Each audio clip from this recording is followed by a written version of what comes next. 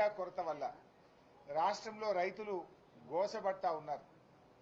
కాంగ్రెస్ ఏమో బీజేపీ పేరు చెప్పి తప్పించుకుంటుంది, బీజేపీ ఏమో కాంగ్రెస్ పేరు చెప్పి తప్పించుకుంటుంది.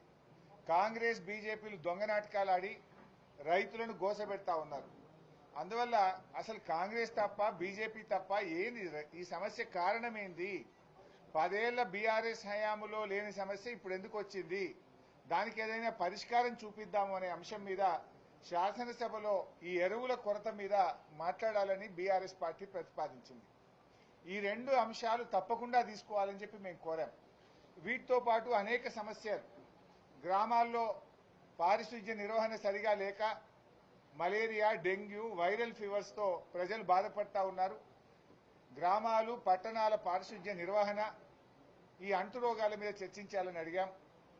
గురుకుల విద్యా సంస్థల్లో కనీస సదుపాయాలు లేక 100కు పైగా విద్యార్థుల మరణం, విష జ్వరాలపైన చర్చించాలని కోరాం. ఫీజు రియంబర్స్మెంట్ డబ్బులు విడుదలగాక ఎస్సీ, ఎస్టీ, బీసీ, మైనార్టీ పిల్లలు ఇబ్బంది పడుతున్నారు కనుక ఫీజు రియంబర్స్మెంట్ మీద కూడా వెంటనే చర్చ చేయాలని చెప్పి కోరాం. 4th సిటీ పేరు మీద జరుగుతున్న అక్రమాలు, ముఖ్యమంత్రి కుటుంబ సభ్యుల పాత్ర మీద శాసనసభలో చర్చించాలని కోరాం.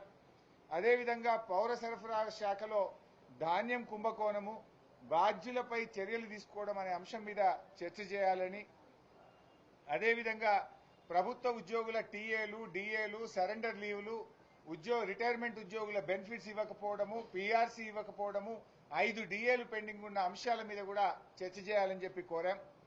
గోదావరి బనకచెర్ల ప్రాజెక్టు వల్ల తెలంగాణ రాష్ట్రానికి జరుగుతున్న అన్యాయం మీద శాసనసభలో చర్చించాలని కోరాం.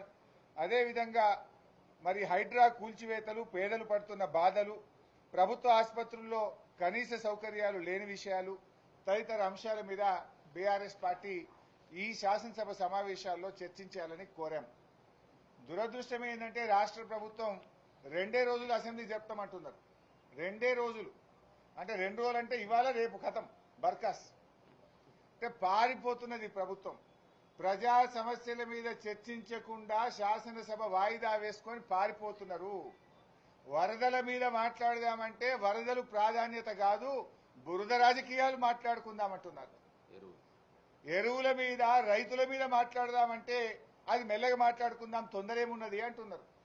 అందుకే ఎరువుల మీద, రైతుల కష్టాల మీద, వరదల మీద, ప్రజలు పడుతున్న బాధల మీద మాట్లాడడానికి ప్రభుత్వం ముందుకు రాకపోవడం వల్ల మేము